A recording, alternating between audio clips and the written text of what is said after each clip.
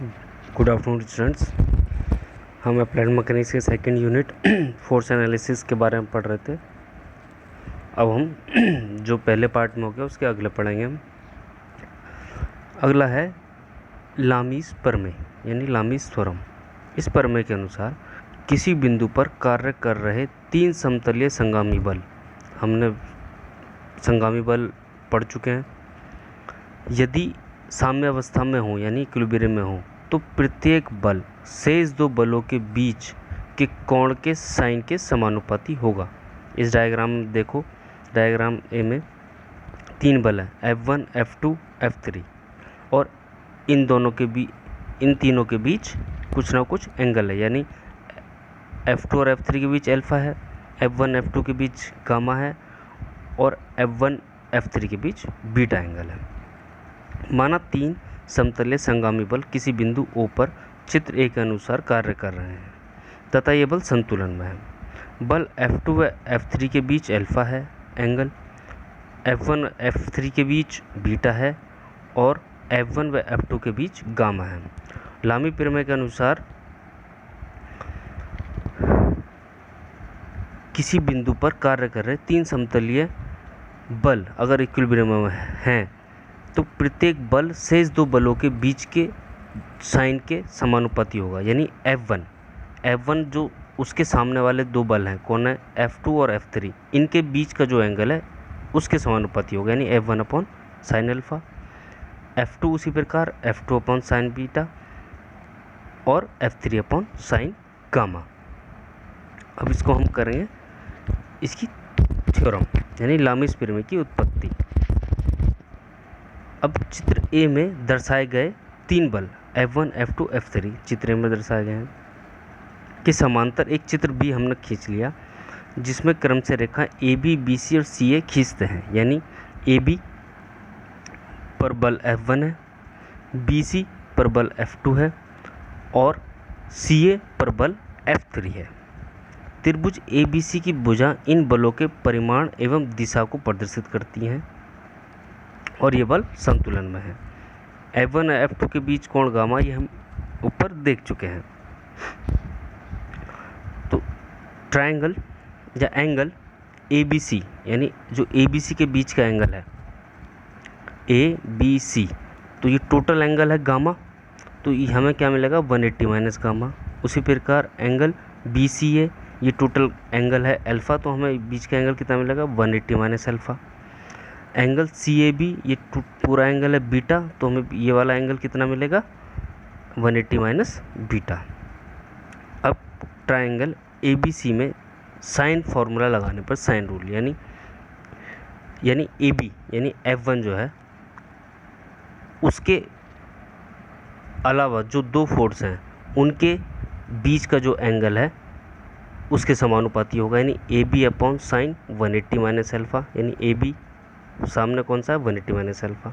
उसी प्रकार BC upon sine 180 minus beta and CA upon sine 180 minus gamma. हमें पता है साइन 180 माइनस थीटा क्या होता है साइन थीटा, तो F1 upon sine alpha is equal to F2 upon sine beta और is equal to F3 upon sine gamma. ये हम प्रूफ कर दिया हमने।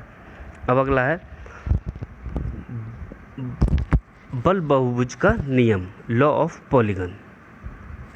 इस नियम के अनुसार यदि किसी पिंड के एक बिंदु पर कार्यरत सभी बल परिमाण व दिशा में एक खुले बहुभुज की क्रमागत भुजाओं द्वारा निरूपित किए जाएं, यानी एक खुले बहुभुज के द्वारा हम निरूपित कर रहे हैं या प्रदर्शित करें, तो इस बहुभुज को बंद करने वाली भुजा यानी जो इस त्रिभुज को बंद करेगी वो भुजा परिमाण में इन सभी बलों के परिणामी को निरूपित करेगी, यानी उनका रिजल्टेंट होगी, और इसकी जो दिशा होगी वो इनके व्युत्क्रम में होगी यानी उल्टी होगी।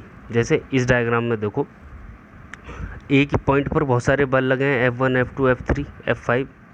अगर इनको हम एक बंद बहुभुज की तरह रिप्रेजेंट करें, यानी OA पर F1 है, AB पर F2 है, BC F3 है, CD पर F4 है और DE पर F5 है, तो इनका जो रिजल्टेंट है OE वो इनका व्युत्क्रम है और इनका रिजल्टेंट है, यही हमारा law of polygon of force है।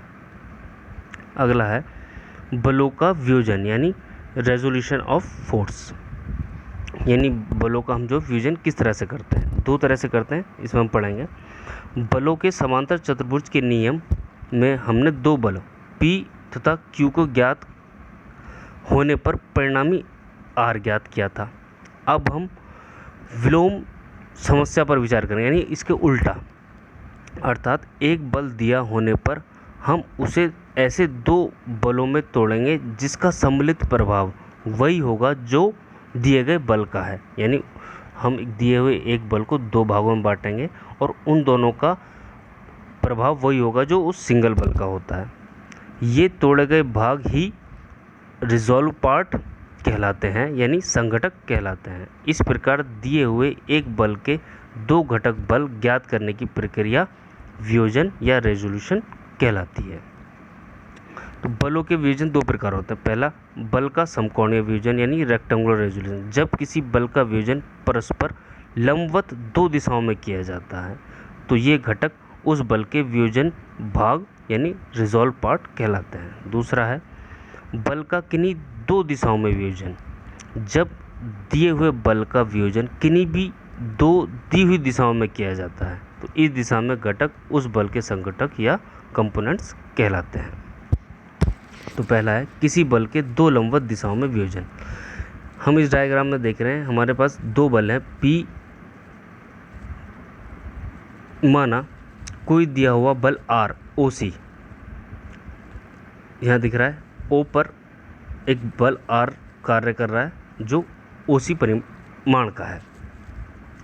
हम इसके दो परस्पर लंब OX और OY वियोजित भाग करना चाहते हैं, यानी OX और OY, एक x एक्सिस पर एक y एक्सिस पर। अतः OC को विकर्ण मानकर समांतर चतुर्भुज या आयत OACB पूरा किया हमने, OACB पूरा कर लिया। तो OC पर R है, OA पर P मान लिया हमने और OB पर Q मान लिया, और O जो R है वो OA से थीटा कोण बनाता है। यहाँ पर AC बराबर होगा OB के और OA बराबर होगा BC के, यानी OA और BC P के बराबर होंगे और AC और OB Q के बराबर होंगे। तो इस त्रिभुज OAC से cos थीटा निकाल देंगे, cos theta OA upon OC। तो यहाँ से OA की वैल्यू आ जाएगी OC into cos theta. OA हमें पता P है और OC हमारा R है, यानी P equal to R cos theta. अब यहीं से हम साइन थीटा निकाल देंगे, sine theta AC upon OC, AC is equal to OC sine theta, यानी हमारा AC OB के बराबर है यानी Q और OC हमारा R है यानी Q is equal to R sine theta. तो जो हमारा cos थीटा वाला कंपोनेंट है वो हमारा होगा हॉरिजॉन्टल कंपोनेंट और जो हमारा साइन थीटा वाला है वो होगा वर्टिकल कंपोनेंट, यानी H is equal to R cos theta और vertical component V is equal to R sine theta. अब दूसरा है किसी बल को किन्हीं दो दी गई दिशाओं में वियोजित करना।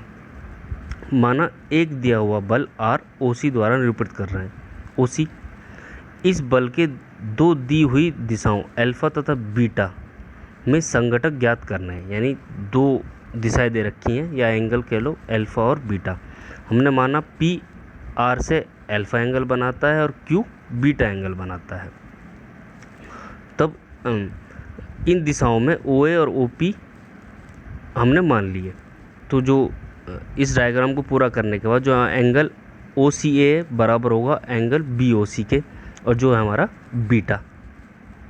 उसी प्रकार अब ट्रायंगल OAC में साइन रूल निकालो, यानी OA upon sine beta is equal to AC upon sine alpha is equal to OC upon sine 180 minus alpha plus beta, यानी ये जो एंगल बचेगा इनके बीच वो 180 माइनस अल्फा प्लस बीटा होगा। तो P upon sine beta is equal to Q upon sine alpha is equal to R upon sine alpha plus beta. अतः परिणामी बल R के अल्फा व बीटा दिशाओं के अभिष्ट घटक और संघटक इस प्रकार है, यानी P पर P वाला है P is equal to R sine beta upon sine alpha plus beta और Q है Q is equal to R sine alpha upon sine alpha plus beta. अब नेक्स्ट है समतलीय संगामी बलों का परिणामी, यानी अगर समतलीय बहुत सारे संगामी बल इकट्ठे एक पॉइंट पर लगे हैं तो उनका रिजल्टेंट हम कैसे निकालेंगे। माना पॉइंट ओ पर बहुत सारे बल लगे हैं P1, P2, P3 और वो एक्स डायरेक्शन से एक्स उससे एक्सिस से θ1 बहुत θ2, θ3 θn तक एंगल पर लगे हैं। तब जो अगर हम इनके कंपोनेंट निकालेंगे तो हमारा एक्स डायरेक्शन में जो कंपोनेंट निकलेगा P1 cos θ1 plus P2 cos θ2 और ऐसे ही आगे चलता रहेगा। वाई डायरेक्शन में P1 sin θ1 P2 sin θ, अभी हमने निकाला था वर्टिकल डायरेक्शन और हॉरिजॉन्टल डायरेक्शन में कंपोनेंट। अब जो इनका परिणामी है OX और OY का इनका दिशा में व्योचित भाग r cos θ और sin θ, तो r cos θ इनका परिणामी होगा पूरा का x का, r sin θ पूरे का परिणामी होगा y का। तब इन दोनों का स्क्वायर कर देंगे इक्वेशन का, तो हमें क्या मिलेगा r square is equal to X square plus Y square. अब हमें निकालना है इसकी डायरेक्शन यानी tan θ। tan θ क्या होगा y upon x θ is equal to tan inverse y upon x. अब है फ्री बॉडी डायग्राम। किसी पिंड या वस्तु का बनाया गया ऐसा आरेख मुक्त पिंड आरेख यानी फ्री बॉडी डायग्राम कहलाता है, जिसमें वस्तु को उस पर लगी सभी संपर्क सतहों यानी कॉन्टैक्ट सरफेस से अलग कर बनाया जाता है और उस पर केवल लगे बलों एवं प्रतिक्रिया बलों को ही प्रदर्शित किया जाता है। उनको हम फ्री बॉडी डायग्राम कहते हैं। जैसे इन डायग्राम में देख रहे हैं आप, लेफ्ट हैंड साइड में देखो कोई बॉडी है जिसका वेट W है और वो किसी एक सरफेस पे रखा है, और इसका फ्री बॉडी डायग्राम हमने क्या दिखाया, सिर्फ एक बॉडी को दिखाया जिसका वेट W है और प्रतिक्रिया इस पर R लग रही है, तो इसी को ही हम फ्री बॉडी डायग्राम कहते हैं। थैंक यू स्टूडेंट्स, ये यूनिट ख़त्म हो गई।